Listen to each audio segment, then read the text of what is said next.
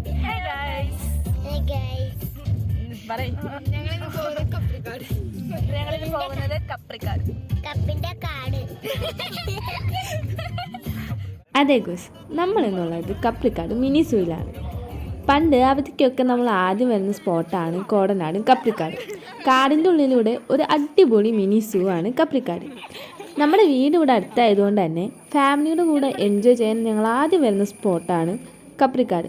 ഇപ്പോൾ ഇവിടെ മാനും മ്ലാവും ആനയും ഒക്കെയാണ് ഉള്ളത്. കാടും ഏർമാടവും പുഴയും കുട്ടികൾക്ക് കളിക്കാൻ പാർക്കും അവിടെ തന്നെ ഒരു കഫയൊക്കെ ഉള്ള ഒരു അടിപൊളി സ്പോട്ടാണ് ഈ കപ്രിക്കാട്.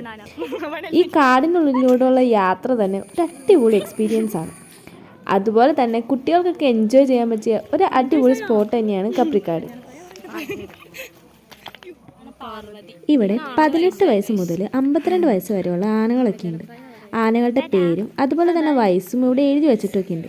അതുകൊണ്ട് തന്നെ കുട്ടികൾക്കൊക്കെ ഏറെ ഇഷ്ടപ്പെടുന്ന ഒരു സ്ഥലമാണ് കപ്രിക്കാട്. വെക്കേഷൻ ടൈമിലൊക്കെ കുട്ടികളെയും കൊണ്ട് വരാൻ പറ്റിയ ഒരു അടിപൊളി സ്ഥലമാണ് കപ്രിക്കാട്. അഞ്ജന 19 വയസ്സായി. അപ്പൊ ഇവളെയാണ് ആദ്യം കെട്ടിക്കുന്നത്.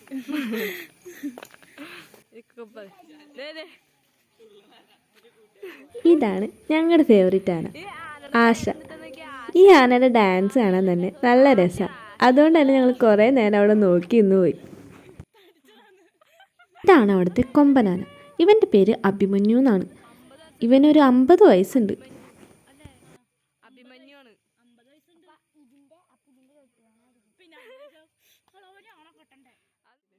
ഈ ആനയുടെ പേരാണ് പീലാണ്ടി.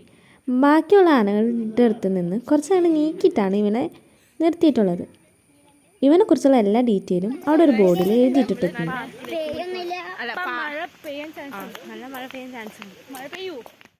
ഇവിടെ 2-3 ഏർമാടൊക്കെ ഉണ്ട്. ഇത് മരങ്ങളുടെ ഇടയിലുള്ള ഏർമാടാണ്. ഞങ്ങൾ കയറാൻ പോകുന്നത് പുഴയുടെ സൈഡിലുള്ള ഏർമാടാണ്. അതാവുമ്പോൾ അവിടെ കയറി കഴിഞ്ഞ് കഴിഞ്ഞാൽ പുഴ കാണാനൊക്കെ നല്ല രസമാണ്. ഇനി നമ്മൾ നടന്ന് ചെല്ലുന്നതാണ് കുട്ടികളുടെ പാർക്കും ഏർമാടും അതുപോലെ തന്നെ വലിയ വലിയ ഊഞ്ഞാലുകളും പിന്നെ ഇരിക്കാനൊക്കെ നല്ല അടിപൊളി സ്പോട്ടൊക്കെ ഉള്ള ഒരു സ്ഥലത്തേക്ക്.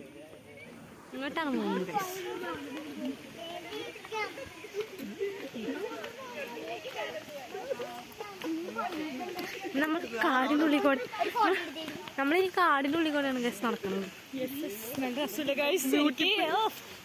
പിന്നെ മഴ.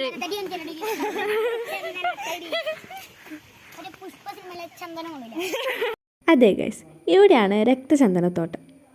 ഇനി നമ്മൾ നേരെ ചെല്ലുന്നത് വലിയ ഊഞ്ഞാലുകളൊക്കെ ഉള്ള ഒരു സ്ഥലത്തേക്കാണ്. അവിടെ തന്നെയാണ് കുട്ടികളുടെ പാർക്കൊക്കെ ഉള്ളത്.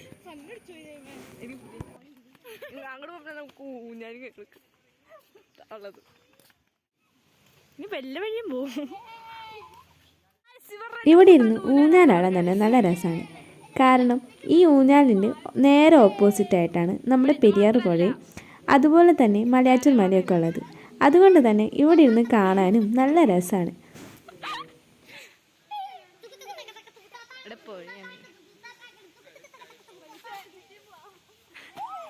അപ്പം ഞങ്ങൾ ഇവിടെ ചായ കുടിക്കാൻ കയറിക്കാണ്. ഇവിടുന്ന് ഞങ്ങൾ ചായയൊക്കെ കുടിച്ചിട്ട് നേരെ പോയത് മലയാറ്റൂർ പാർക്കിലേക്കാണ്. പക്ഷെ അവിടെ ചെന്നിട്ട് ഞങ്ങൾക്ക് വീഡിയോ ഒന്നും എടുക്കാൻ പറ്റില്ല, കാരണം നല്ല മഴയായിരുന്നു. അപ്പോൾ ഇനി അടുത്ത വീഡിയോ ആയിട്ട് വരാം. അതുവരേക്കും ബൈ ബൈ.